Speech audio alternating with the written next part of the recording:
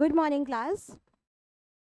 तो बेटा कल की क्लास में हमने कंप्लीट किया था यूकैरियोटिक सेल के बारे में बेसिक चीज़ें। हमने डिफ्रेंशिएट किया था यू और प्रोकैरियोट के बारे में। देन बेटा उसके बाद में हमने बात की थी किसकी, प्लांट और एनिमल सेल्स की, और उनके बीच में हमने डिफरेंसेस सारे देख लिए थे। आज की क्लास से और हमने साथ ही साथ में सेल ऑर्गेनल वाला जो हमारा टॉपिक था वो शुरू कर दिया था। और सेल ऑर्गेनल में बेटा हम सेल मेम्ब्रेन जो हमारा था उसको हम कंप्लीट कर चुके हैं। ठीक है, चलिए। तो आज की क्लास में बेटा हम करने जा रहे हैं another cell member, another cell organelle, that is cell wall, that is cell wall. ठीक है, आज की क्लास में हमें सेल वॉल शुरू करना है। तो बेटा शॉर्ट हेडिंग डाल लीजिए। शॉर्ट क्या मतलब, मेन हेडिंग डाल लीजिए, दैट इज सेल वॉल।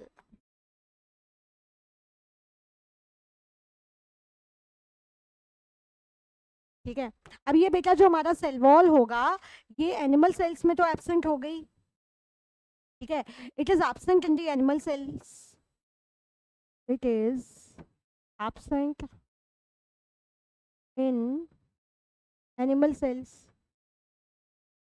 और दूसरा पॉइंट अपना आ जाएगा, it is unique feature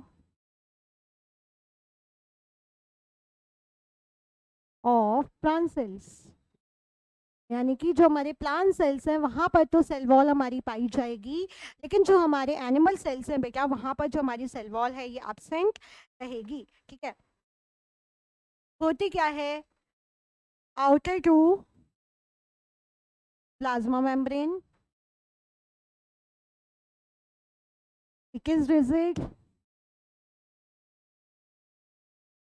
it is supportive, it is supportive layer. ठीक है, यानी कि कैसी है, रिजिड है और एक सपोर्टिव लेयर है। साथ ही साथ में प्रोटेक्टिव है और नॉन लिविंग स्ट्रक्चर है, प्रोटेक्टिव है और नॉन लिविंग स्ट्रक्चर है।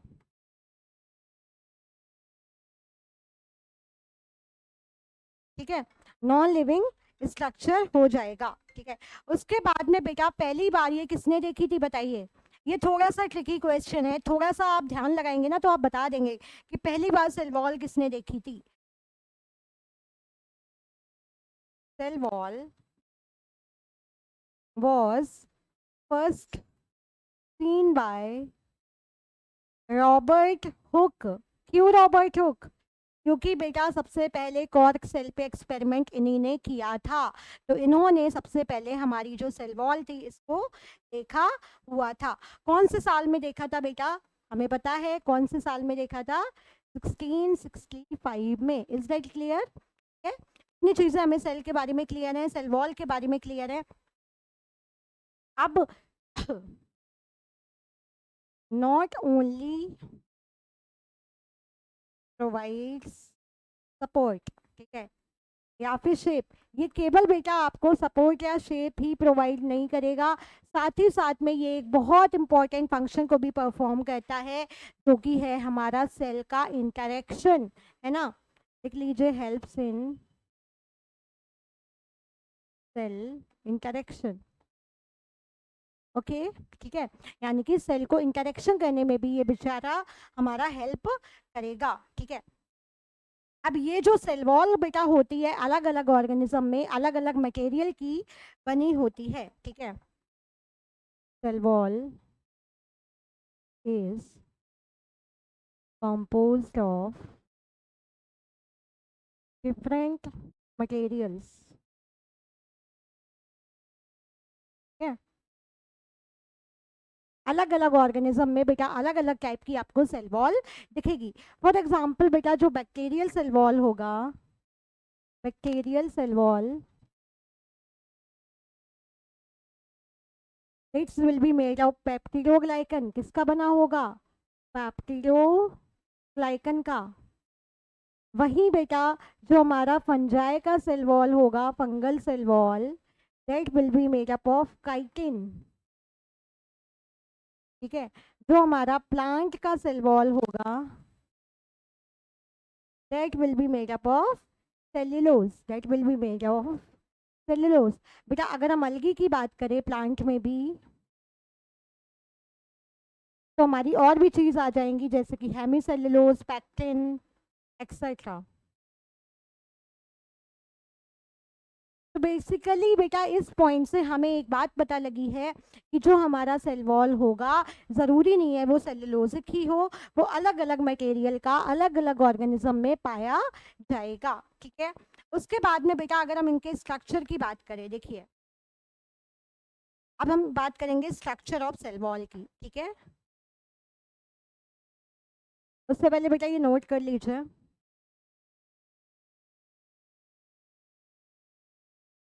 नोट कर लीजिए।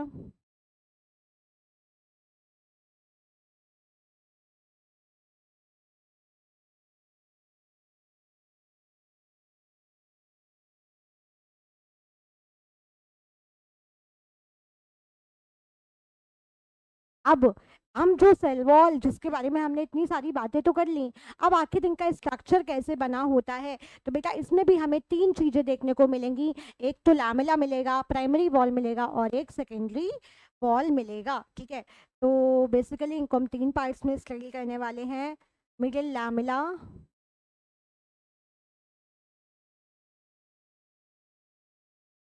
प्राइमरी वॉल और सेकेंडरी वॉल।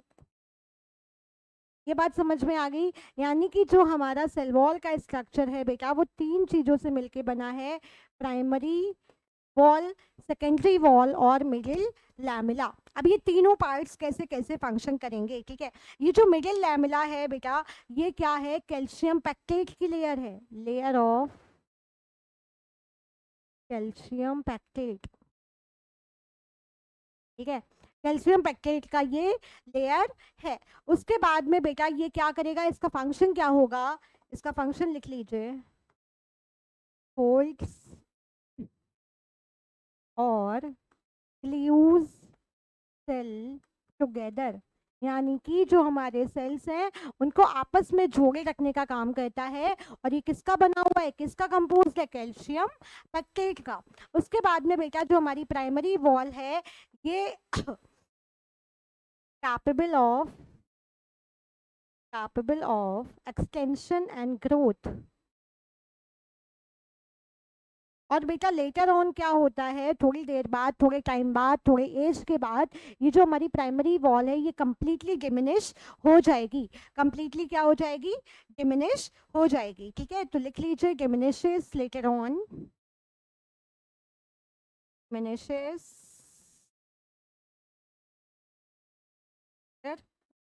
है। अब हमारी आती है सेकेंडरी वॉल जो कि मेन कॉम्पोजिशन है।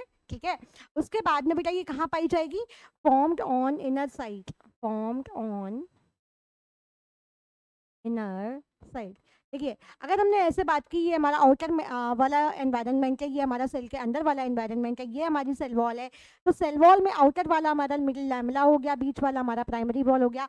जो सेल की तरफ होगा, जो सेल ऑर्गेनल की तरफ फेस करेगा, that will B secondary wall. ठीक है, अब एक और पॉइंट बेटा हमें नोट करना है, इसको छोटा कर देती हूँ मैं थोड़ा सा, बाद में नोट करते हैं।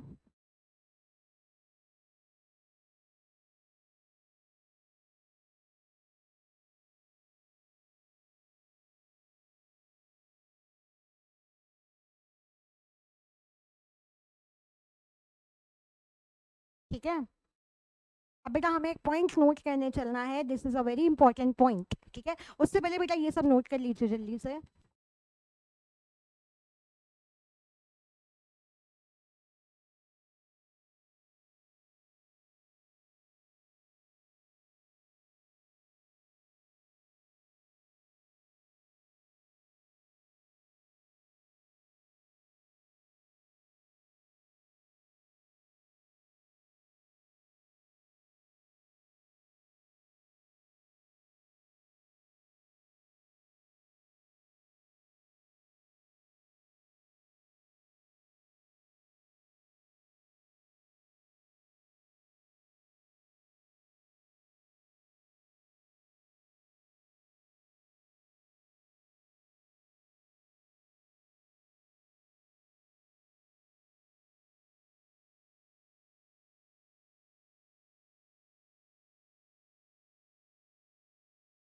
अब बेटा ये जो मैंने सेंटेंस लिखा हुआ है ये मैंने पहले लिख दिया है, इसके बाद में मैं आपको समझाती हूँ, ठीक है। अब ये जो सेल वॉल और जो हमारा मिडिल लैमेला है, क्या यानी कि जो हमारा सेकेंडरी वॉल और हमारा मिडिल लैमेला है, ये बेटा ट्रांसवर्स का मतलब होता है ट्रेवल अक्रॉस, ट्रेवल अक्रॉस, ठीक है।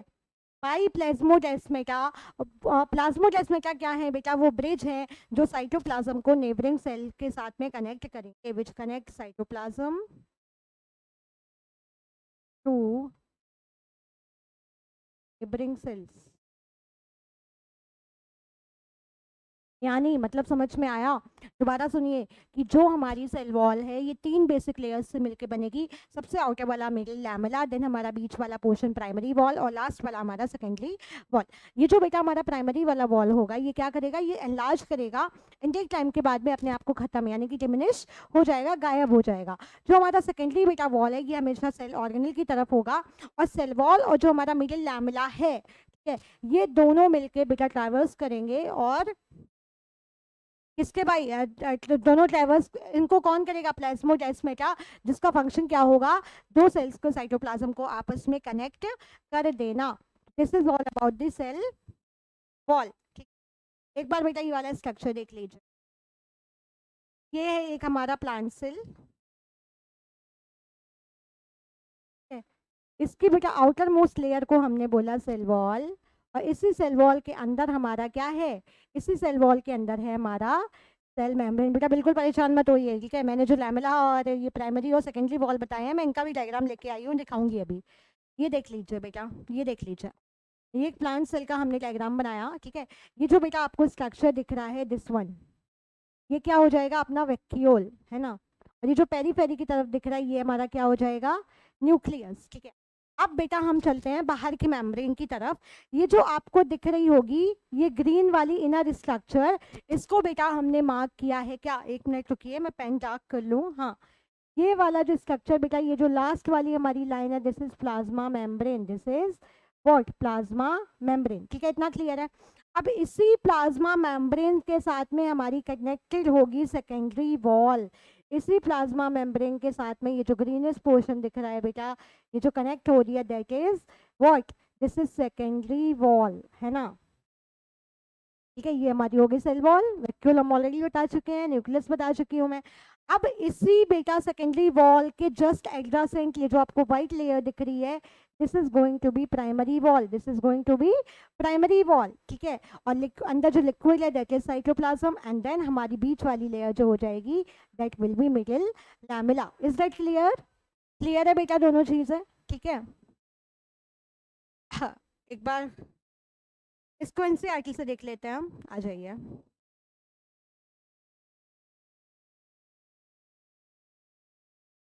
As you may recall, a non-living rigid structure called the cell wall forms an outer covering for the plasma membrane of fungi and plants. Basically, किसका feature है? Fungi plants का, ठीक है। Cell wall not only gives shape to the cell but protect the cell from mechanical damage and infection. It also help in cell to cell interaction. ये cell cell interaction में भी काम करेगा, cell to cell interaction, है ना। After that, and provides barrier to undesirable macromolecules. Algae have cell wall made up of cellulose, galactans, mannans, and minerals like calcium carbonate, while in other plants it consists of a cellulose, hemicellulose, pectin, and protein. The cell wall of a young plant cell, the primary wall, is capable of growth, which gradually diminishes as cell matures, and the secondary wall is formed on the inner towards membrane side of the cell. वही बात लिखी है जो जिसको हमने अलग-अलग describe किया हुआ था. The middle lamella is a layer mainly of calcium pactate which holds or glues the different neighboring cells together. The cell wall and middle lamella may be traversed by plasmodesmata which connect the cytoplasm of the neighboring cells. ठीक है बेटा, cell membrane cell wall clear है। Cell wall के बाद में बेटा हम शुरू करने वाले हैं एक सिस्टम जिसको हमने बोला एंडोमेम्ब्रेन सिस्टम।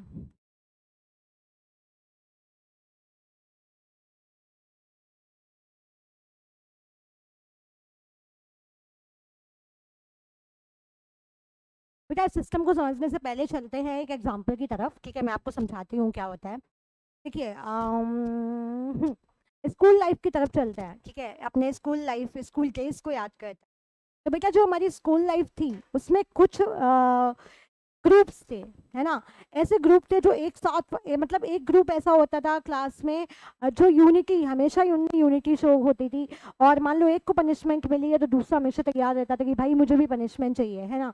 तो क्या रहता था कि एक ऐसा ग्रुप जहाँ पर सब कोऑर्डिनेटेड वे में फंक्शन कर रहे हैं, उस ग्रुप को हमने बोल दिया एंडो मेम्ब्रेन सिस्टम।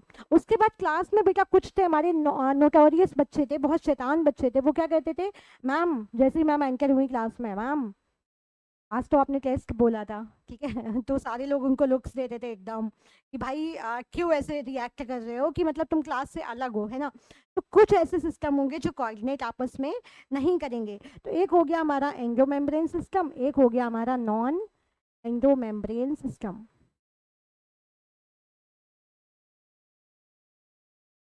है, तो ये वो बच्चे हैं बेटा जो यूनिटी बना के रहते थे, यानी the organelles will function coordinately,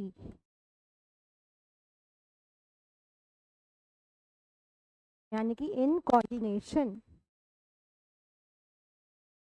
जो हमारे ऑर्गेनल्स होंगे वो कोऑर्डिनेशन में फंक्शन करेंगे, मतलब एक साथ मिलके फंक्शन करेंगे। और जो यहाँ पर होगा, यहाँ पे ऐसा कोई भी चीज़ें नहीं पाई जाएंगी, यानी कि अलग अलग अपने फंक्शंस को परफॉर्म करेंगे। बेटा दोनों में अंतर समझ में आ गया, ठीक है। चलिए इसकी हम टेक्निकल डेफिनेशन भी लिख लेते हैं। हाँ, हम कहीं अगर आ जाता है तो बेटा स्कूल वाली डेफिनेशन तो नहीं लिखेंगे ना। Endo membrane,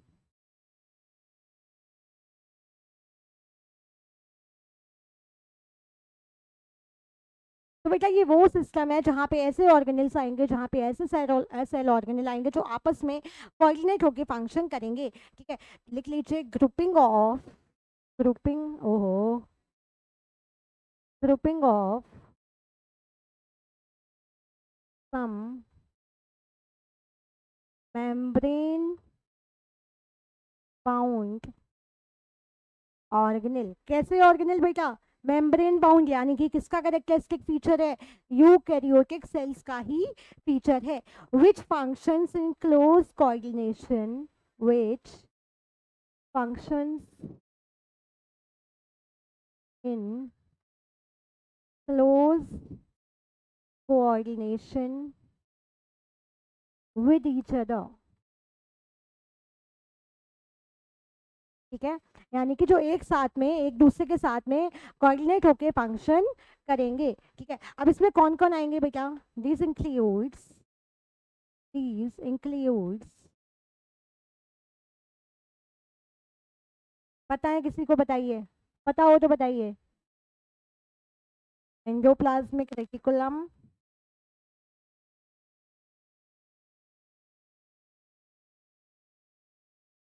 Golgi bodies, lysosomes, एक और रह गया है, पता है किसी को तो बताइए प्लीज। एक और रह गया है, किसी को पता हो तो बताइए, ठीक है। लाइसोसोम्स हो गया, ईआर हो गया, गोल्जी बॉडीज हो गया, एक बचा हुआ है, चलिए मैं ही बता देती हूँ। एक जो बचा है दैट इज वैक्यूल्स, ठीक है। तो basically endoplasmic reticulum, Golgi bodies, lysosomes और जो वैक्यूल्स हैं बेटा, इनके फंक्शंस जो हैं वो आपस में कोऑर्डिनेटेड रहेंगे, आपस में कोऑर्डिनेटेड रहेंगे, ठीक है। लिख लीजिए, those organelles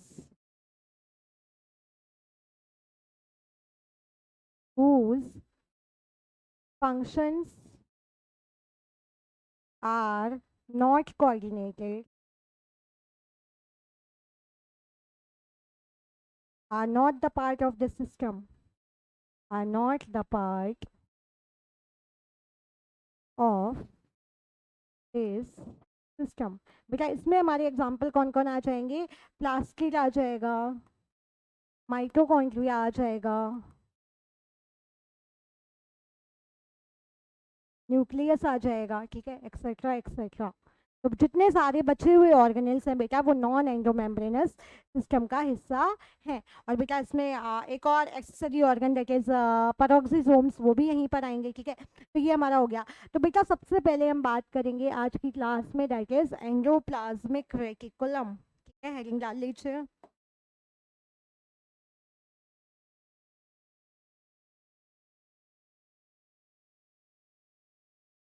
endoplasmic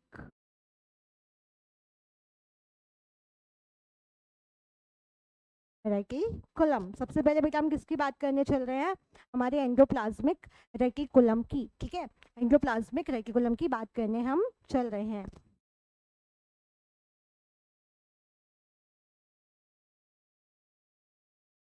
discovered by Porter and Thomson. किसने डिस्कवरी की थी बेटा? दो साइंटिस्ट हमारे, दो बायोलॉजिस्ट थे, पॉर्टर और थॉमसन, जिन्होंने किसकी डिस्कवरी की? हाँ, थॉमसन होगा बेटा, एक सेकेंड, थॉमसन। ठीक है, जिन्होंने क्या किया? जिन्होंने डिस्कवरी किया हमारी किसकी? एंडोप्लाज्मिक रेटिकुलम की। It is a 3D complicated structure. कैसा है? It is a 3D complicated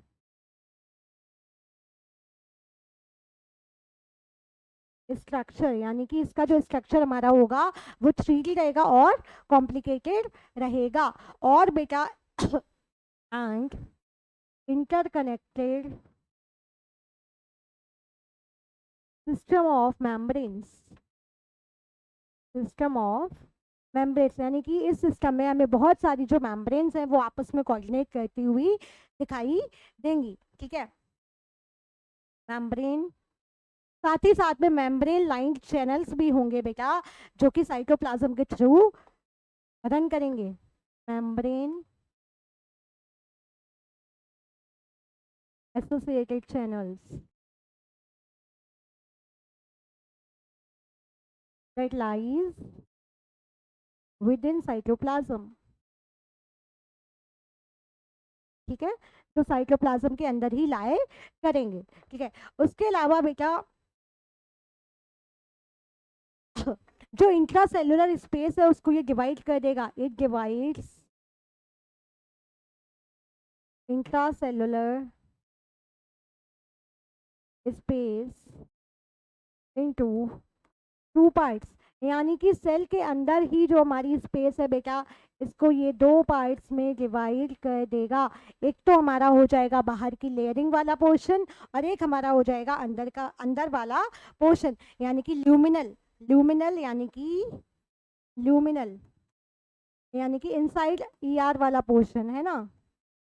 अभी मैं इसको आपको डायग्राम की सहायता से समझाऊंगी। ठीक है, तो दोबारा सुनिए बेटा, जो हमारा एंडोप्लाज्मिक रेटिकुलम होगा वो हमारे सेलुलर स्पेस को दो रीजन्स में डिवाइड कर रहा है।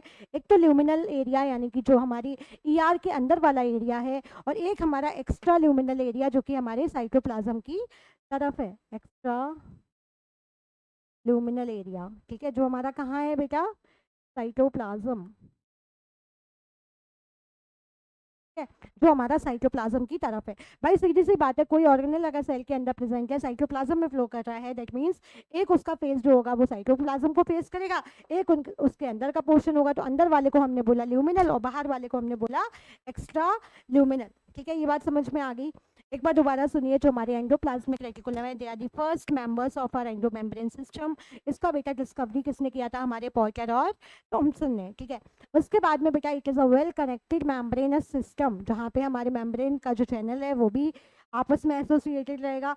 उसके बाद में ये सेल के अंदर वाली स्पेस को दो पार्ट्स में डिवाइड कर देगी, ल्यूमिनल और एक्स्ट्रा ल्यूमिनल में। ठीक है, अब ये जो बेटा हमारा एंडोप्लाज्मिक रेटिकुलम होता है, endoplasmic reticulum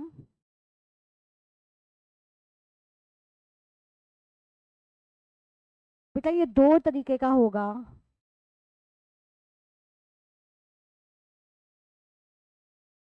on the basis of presence of ribosomes. Presence of ribosomes, बेटा राइबोसोम फ्रीली पाए जाने के साथ साथ में देखा गया है कि एंडोप्लाज्मिक रेटिकुलम से स्टिक्ड वाली पोजीशन में भी पाए जाते हैं।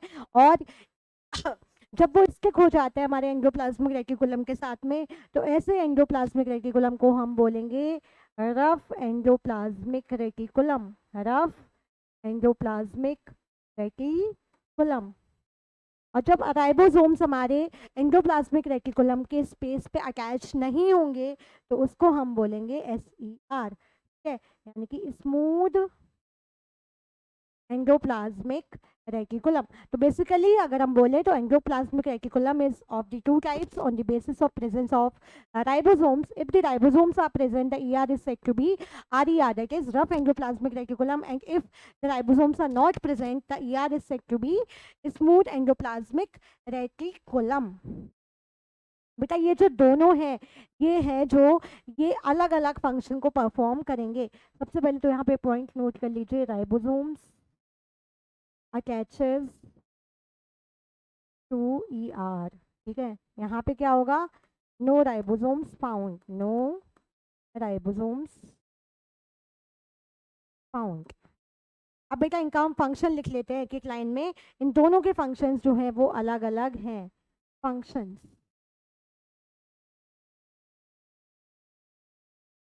और बेटा इनके फंक्शन से आपका क्वेश्चन बनता है, इनके फंक्शन से आपके बहुत बार क्वेश्चंस जो हैं वो फॉर्म हुए हैं, ठीक है। अब जो बेटा हमारा RER होगा, इसका जो मेन फंक्शन होगा इन प्रोटीन सिंथेसिस, इन प्रोटीन सिंथेसिस, ठीक है। यानी कि ये मेजरली किस काम में काम आएगा, ये प्रोटीन को सिंथेसिस करेगा। साथ ही साथ में बेटा जो हमारा स्मूथ एंडोप्लाज्मिक रेटिकुलम है, it is used in the synthesis of lipid, synthesis of lipids, यानी कि ये लिपिड्स को सिंथेसाइज करने में हेल्प करेगा। अभी मैं वापस रिवाइज करवा दूंगी, उससे पहले बेटा मेरा एक क्वेश्चन है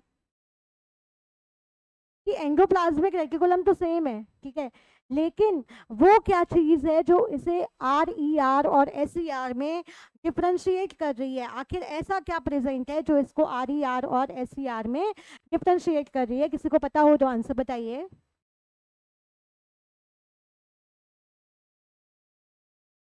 बेटा जो RER हमारे होंगे, इनके पास में स्पेसिफिक रिसेप्टर्स होते हैं जो क्या करेंगे, राइबोसोम के अपने सबस्ट्रेट पर अटैच कर लेंगे, ठीक है। तो it contains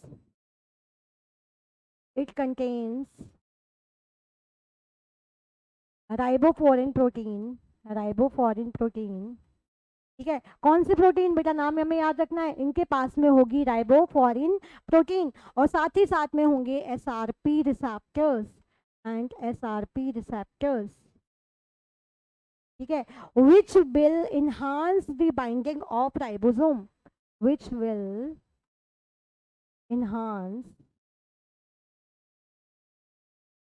the attaching of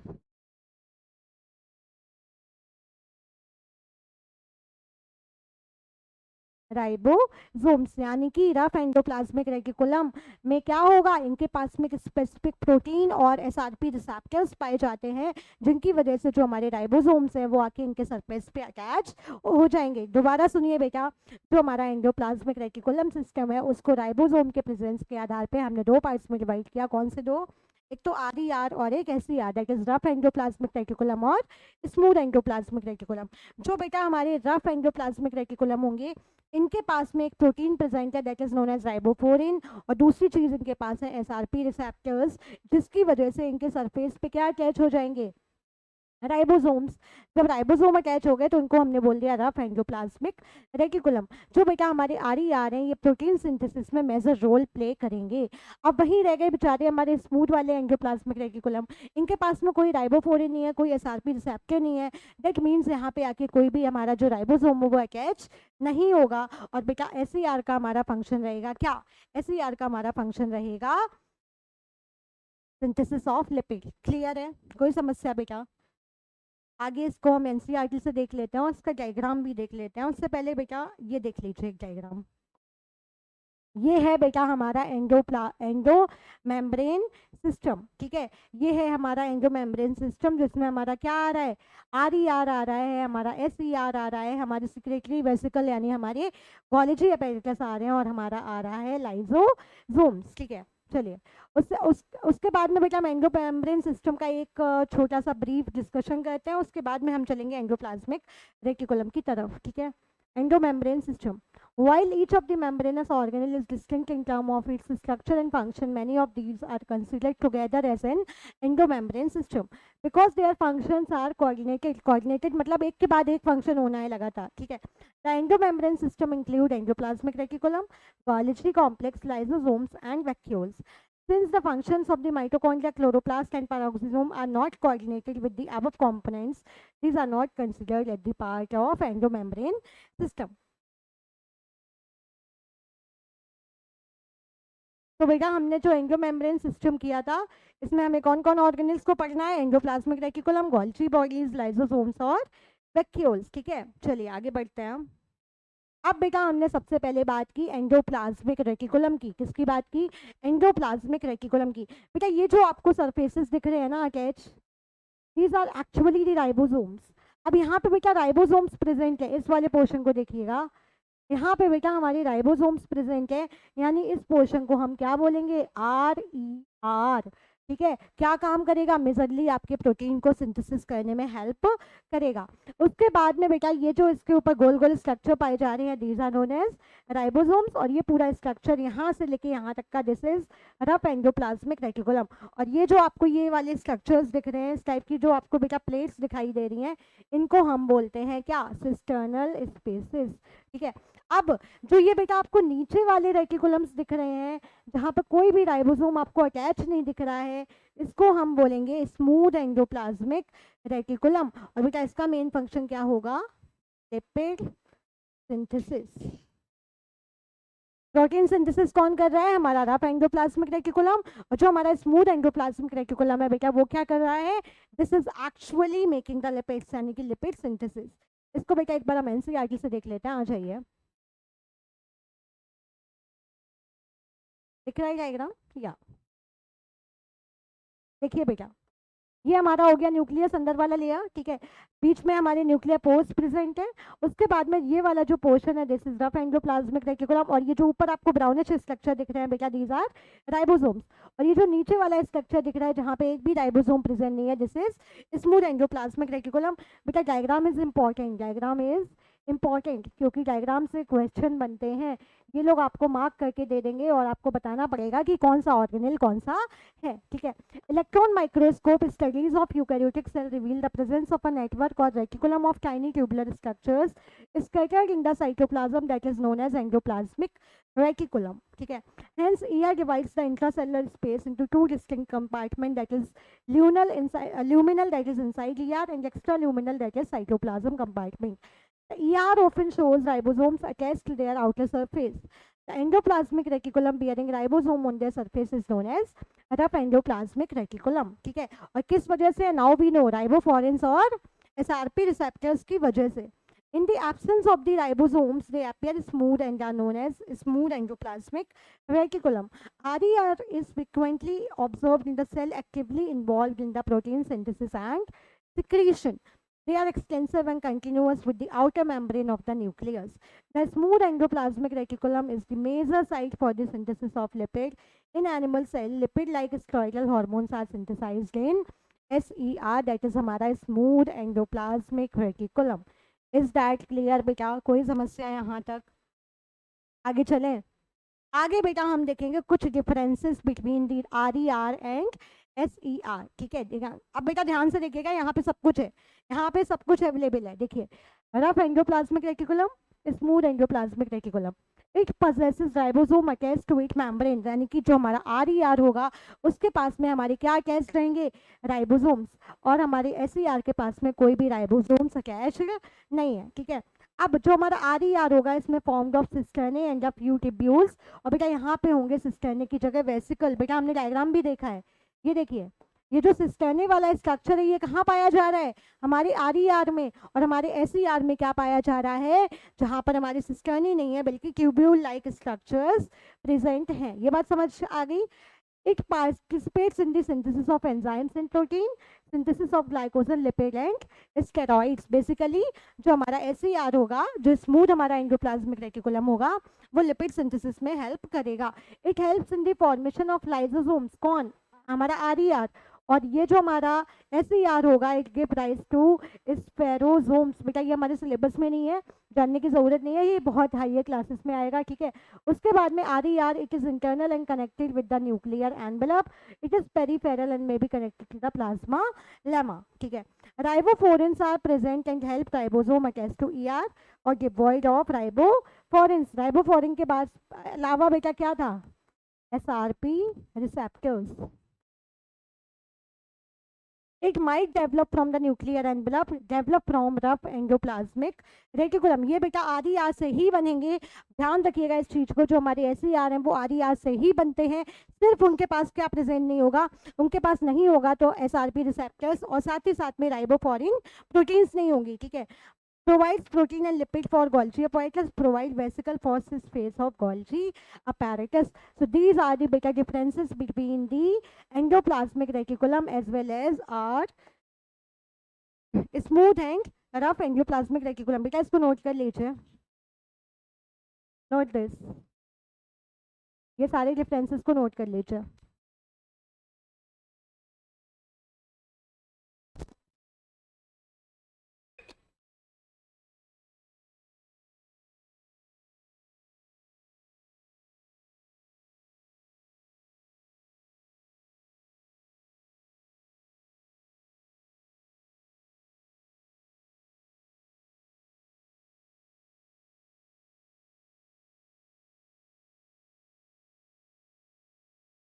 आगे चलें।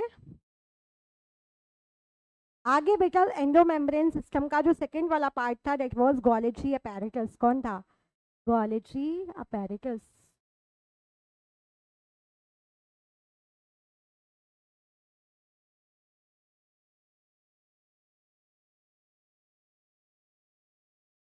गोल्जी अपैरेटस, ठीक है। अब ये जो गोल्जी अपैरेटस था बेटा, इसकी डिस्कवरी की थी कैमिलो गोल्गी ने in the year 1898। Discovered by discovered in 1898 by Camillo Golgi. क्या किसने डिस्कवरी की थी? कैमिलो गोल्जी ने डिस्कवरी की थी। कौन से साल में? 1898 में, 1898 में, ठीक है। बेटा ये होते क्या हैं? दीज आर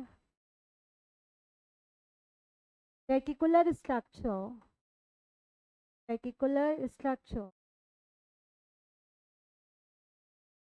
प्रेजेंट नियर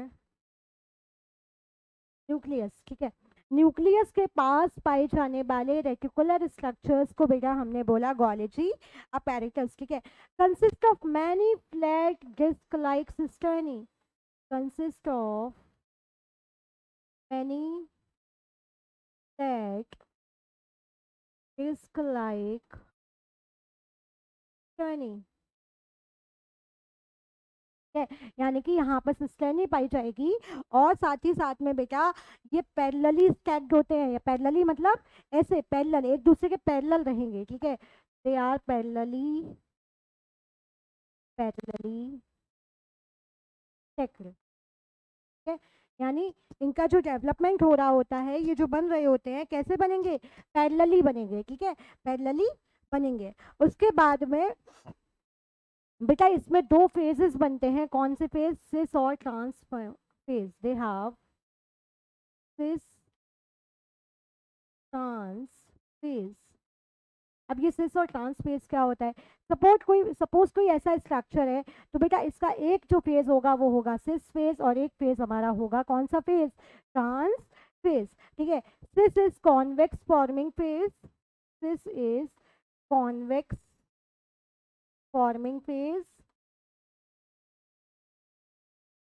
और trans will be concave face. ये बात बेटा, कॉन्वेक्स और कॉन्केव सबको पता है। कॉन्वेक्स, कॉन्वेक्स और कॉन्केव, ये वाला स्ट्रक्चर कौन सा हो गया हमारा? Concave, and this one is convex. तो ये जो हमारा कॉन्वेक्स वाला फेज है इसको हम बोलेंगे सिस, और जो हमारा ये कॉन्केव वाला स्ट्रक्चर है इसको हम बोलेंगे ट्रांस, ठीक है। क्लियर है? और ये वाला जो फेज होगा, देखिए ये फॉर्मिंग फेज है, ये वाला जो फेज होगा बेटा ये होगा हमारा मैच्योर फेज, ठीक है। ये हमारा हो जाएगा मैच्योर फेज, ठीक है। आगे बढ़ते हैं बेटा, इसके फंक्शंस क्या क्या होंगे। तो ये फंक्शन करेगा बेटा फैट के ट्रांसपोर्ट में। तो पहले इसको थोड़ा सा छोटा कर लेते हैं।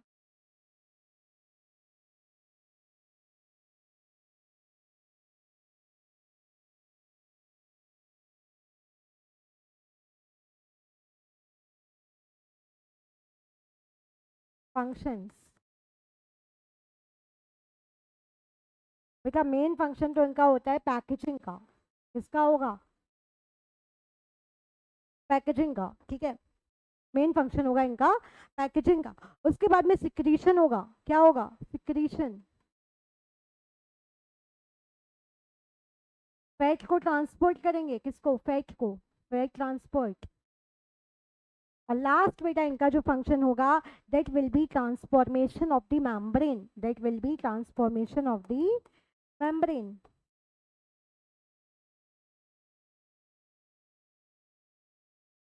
ट्रांसफॉर्मेशन ऑफ दी मेम्ब्रेन, यानी कि मेम्ब्रेन के स्ट्रक्चर को लगातार ये ट्रांसफॉर्म करते रहेंगे। अब बेटा मैं आपको एक चीज और बताती हूँ, इसको चाहे तो आप नोट में नोट कर लीजिए, इंपॉर्टेंट है थोड़ा सा। देखिए, अब जो हमारा ER है, जो हमारा एंडोप्लाज्मिक रेटिकुलम है, ER प्लस जो हमारा सिस फेज है, यानी कि ये वाला फेज जो हमारा है कॉन्वेक्स वाला फेज है, प्लस सिस फेज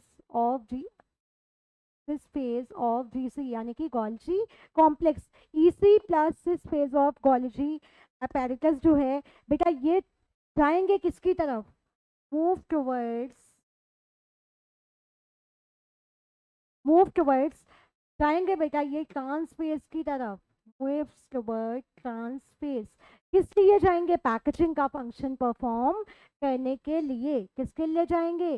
पैकेजिंग का फंक्शन परफॉर्म करने के लिए। दोबारा सुन लीजिए बेटा, ये जो गोल्जी अपैरेटस है ये 1878 में 1898 में कैमिलो गोल्गी के द्वारा डिस्कवर किया गया था।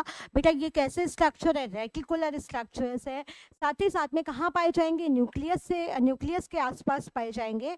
उसके बाद में बेटा जो हमारे गोल्जी अपैरेटस होते हैं ये पैरेलली स्टैक होंगे, और उसके बाद में इसमें दो फेजेस पाए जाएंगे, सिस और ट्रांस। सिस वाला कौन सा होगा? फॉर्मिंग फेज या फिर हमारा कॉन्वेक्स फेज। और जो हमारा कॉन्केव फेज होगा यानी कि जो हमारा ट्रांस फेज होगा यानी कि हमारा मैच्योरिंग फेज होगा, ठीक है।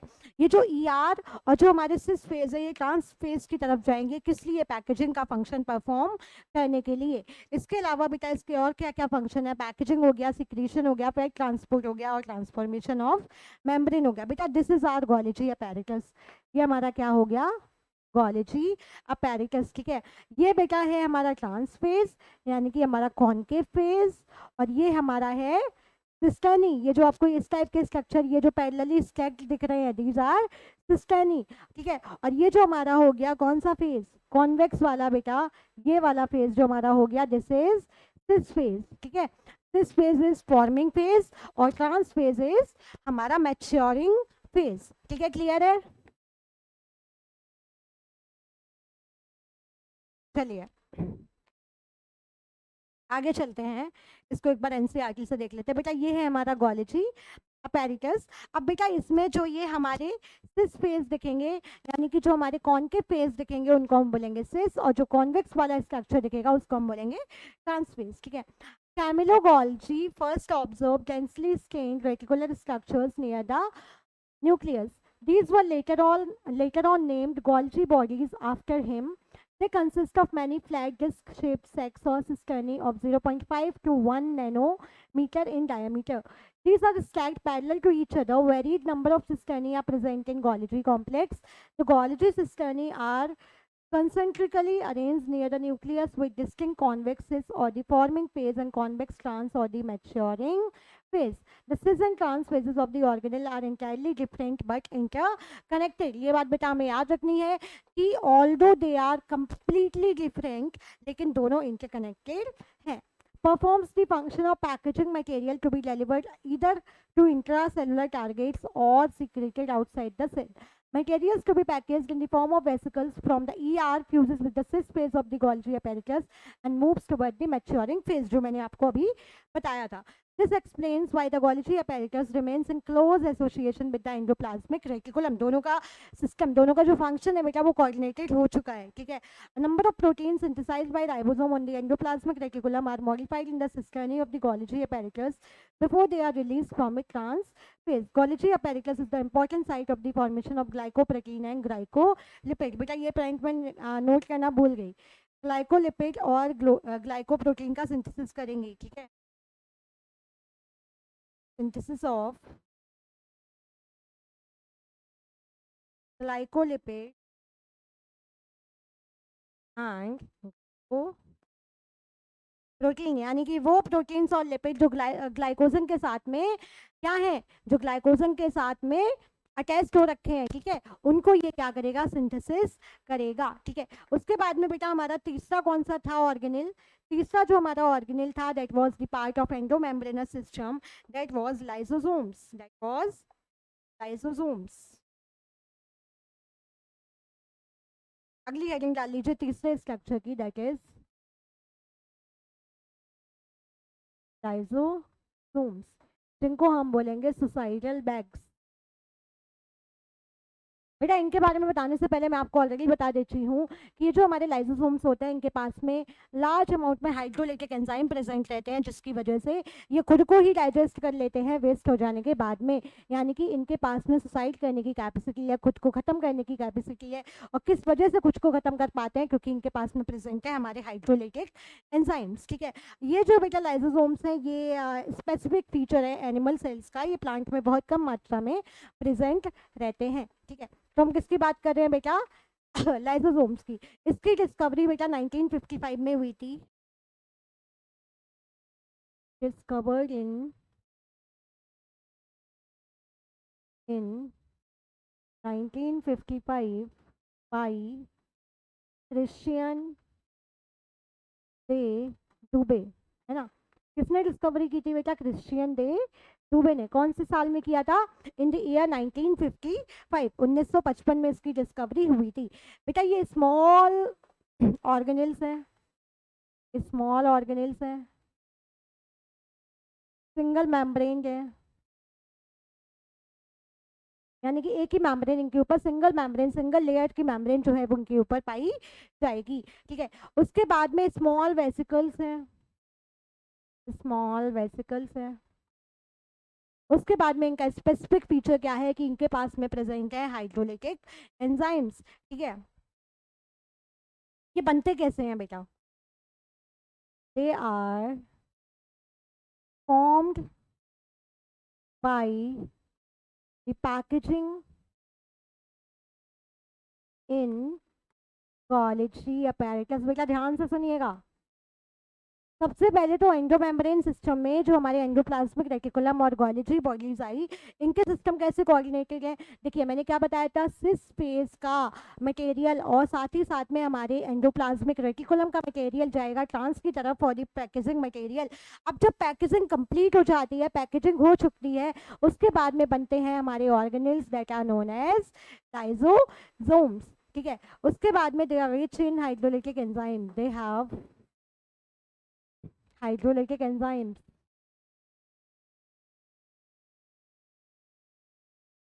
or we can say they have hydrolase,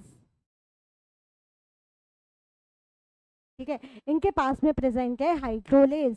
कौन कौन से बेटा, लाइपेज, प्रोटीएज एंड कार्बोहाइड्रेज. कौन कौन से, लाइपेज, प्रोटीएज और कार्बोहाइड्रेज, ठीक है. अब इनके पास में ये सब प्रेजेंट है. अब ये क्या करेंगे, ये कैपेबल है किसके लिए, they are capable of digesting, they are capable, they are capable of digesting protein, lipid and carbs, ठीक है. यानी कि सिंस इनके पास हाइड्रोलेजेस एंजाइम्स प्रेजेंट है, इसकी वजह से ये कैपेबल है सबको डाइजेस्ट करने के लिए, ठीक है. इनको बेटा हम क्या बोलेंगे, they are also known as suicidal bags. Page को छोटा करना पड़ेगा आई गेस. इन्हीं बेटा हाइड्रोलाइटिक एंजाइम्स की वजह से इनको हम बोलेंगे क्या, सुसाइडल बैग्स.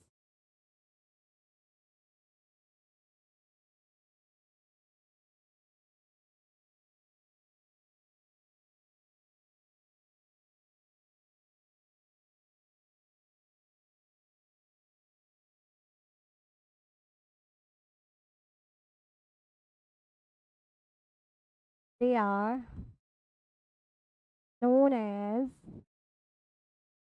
suicidal bags. ठीक है, इनको हमने सुसाइडल बैग्स का नाम भी दे दिया। उसके बाद में बेटा एक चीज बच रही है कि इनका फंक्शन क्या होगा, तो ये इंट्रा और एक्स्ट्रा सेलुलर डाइजेशन करवाएंगे। ठीक है, फंक्शन लिख लीजिए, फंक्शन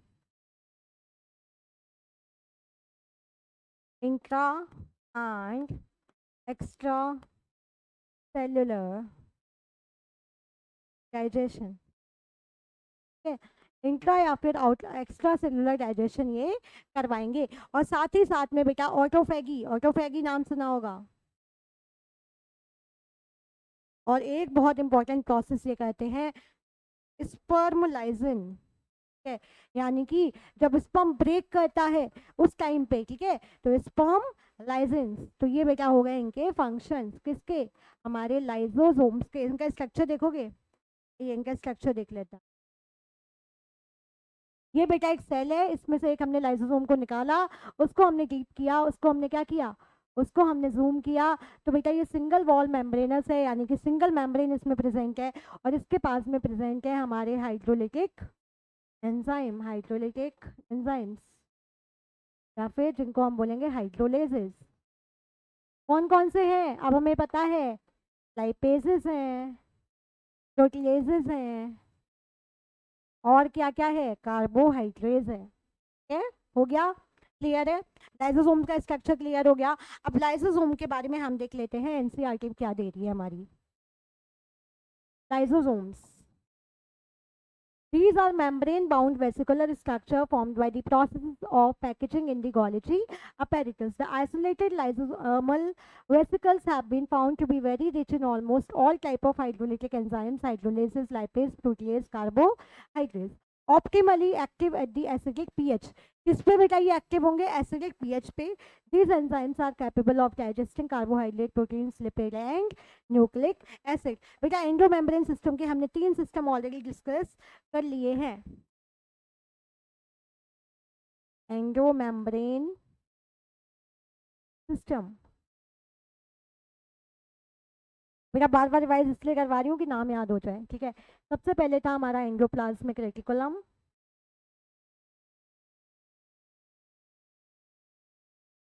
जिसमें हमने RER और SER को स्टडी किया था। ठीक है, उसके बाद we have done Golgi bodies, Golgi bodies. ठीक है, उसके बाद में वी हैव डन लाइसोसोम्स।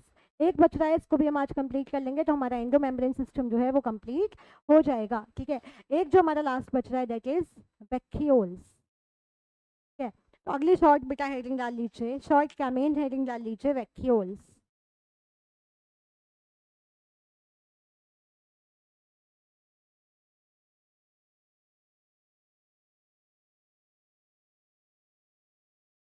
बेटा ये वही है जो हम प्लांट में बहुत लार्जर स्पेस में देते थे, किस लिए देते थे, फूड के स्टोरेज के लिए। ठीक है, membrane bound spaces seen in, membrane bound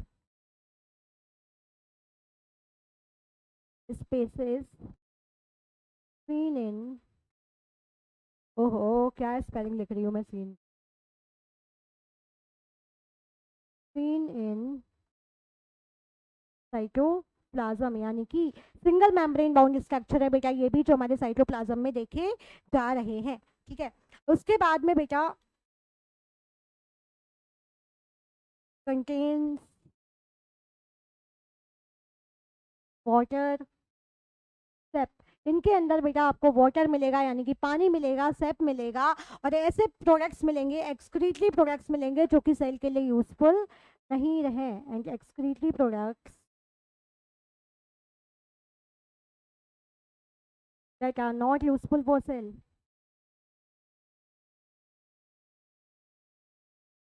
that are not useful for cells।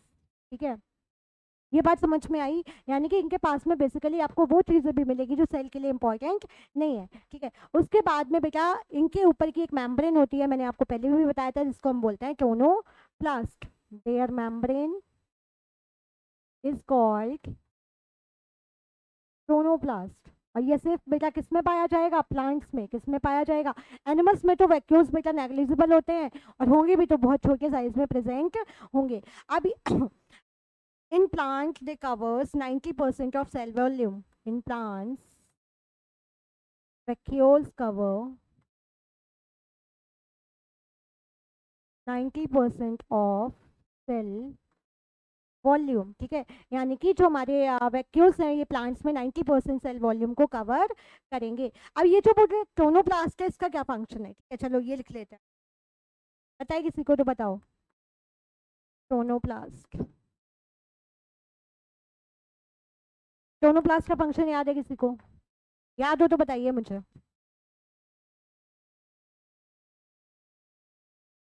बेटा ये क्या करेंगे, फैसिलिटेट्स ट्रांसफर ऑफ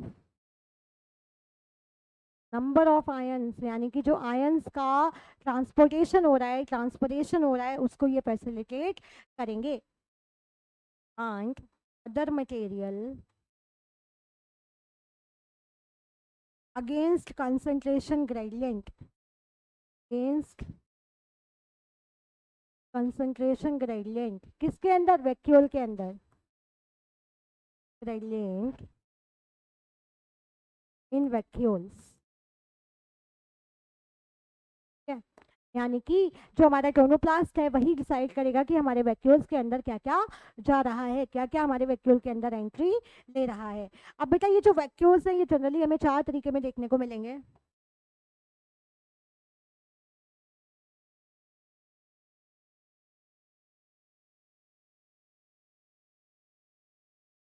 ठीक है, कितने तरीके में देखने को मिलेंगे बेटा? 4। कौन कौन से? SAP, contractile, food, air. SAP, contractile, air, एक और बच रहा है। सब वैक्यूल हो गया, कॉन्ट्रेक्टाइल वैक्यूल हो गया, एयर वैक्यूल हो गया, और बेटा फूड वैक्यूल। एक कौन सा हो जाएगा? Food vacuole. ठीक है, ये क्या है? सब ये वैक्यूल के ही टाइप्स हैं।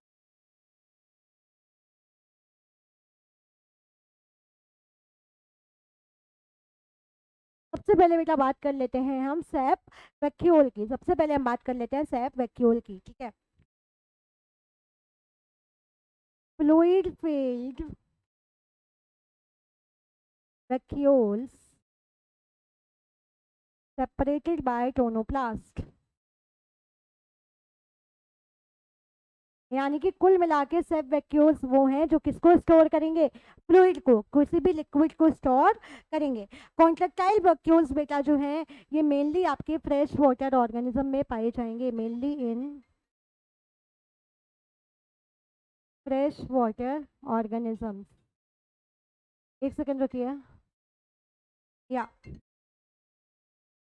और बेटा ये हमेशा आपको इन अमीबा, अमीबा में ये प्रेजेंट होते हैं, इन अमीबा फॉर एक्सक्रीशन। इसके लिए वहां पे ये एक्सक्रीशन का फंक्शन भी परफॉर्म करेंगे। कौन? Contractile vacuole. उसके बाद में बेटा जो हमारे फूड वैक्यूल है ये होंगे हमारे किसमें? प्रोटोजोवन प्रोटिस्ट में, इन प्रोटोजोवन प्रोटिस्ट। ओहो, फूड की बात कर रही थी, इन प्रोटोजोवन प्रोटिस्ट। अब बच रहे हैं बेटा हमारे एयर वैक्यूल, यानी कि हमारे गैस वैक्यूल जो हमारे पाए जा रहे थे किसमें? बैक्टीरियाज में। किसमें पाए जा रहे थे? बैक्टीरियाज में। ठीक है बेटा, इनको हम स्यूडो वैक्यूल्स या फिर गैस वैक्यूल भी बोलेंगे, स्यूडो वैक्यूल या फिर गैस वैक्यूल। किसमें पाए जा रहे थे? इन बैक्टीरियाज। ठीक है, यानी कि हमारे बैक्टीरियाज के सेल्स में ये पाए जा रहे थे। ठीक है, और ये सिर्फ और सिर्फ बेटा बैक्टीरियाज का ही कैरेक्टरिस्टिक फीचर है। चलिए इसको एक बार एनसीईआरटी से देख लेते हैं कि हमारा एनसीईआरटी क्या बोल रहा है।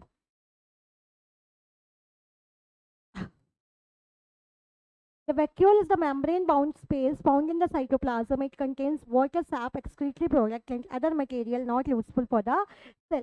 The vacuole is bound by a single membrane called tonoplast. In plant cells, the vacuole can occupy up to 90% of the volume of the cell.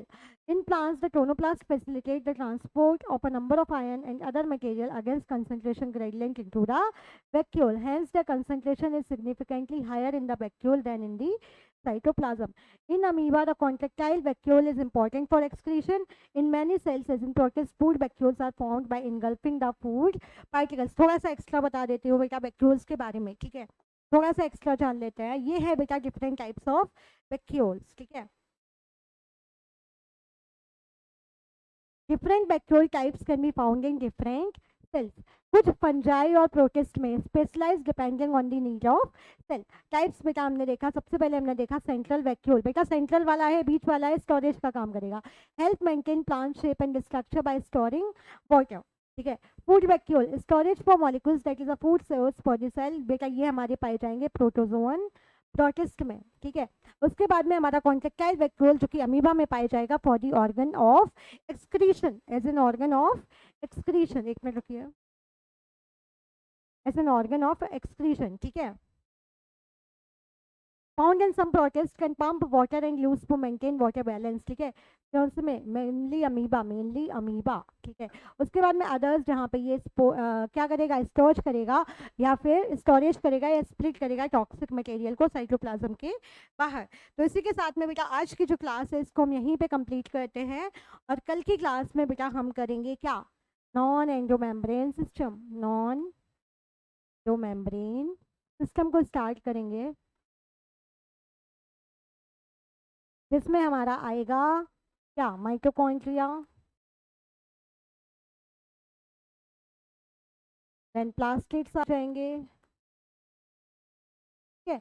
इन सबको हम करेंगे, कोशिश करेंगे ये दो के दो टॉपिक्स कल हम खत्म कर लें, ठीक है. तो आज की क्लास में बेटा इतना ही रखते हैं और ब्रेक ले लेते हैं. उसके बाद में आपकी फिजिक्स और केमिस्ट्री की क्लासेस जो है वो रेज्यूम होंगी.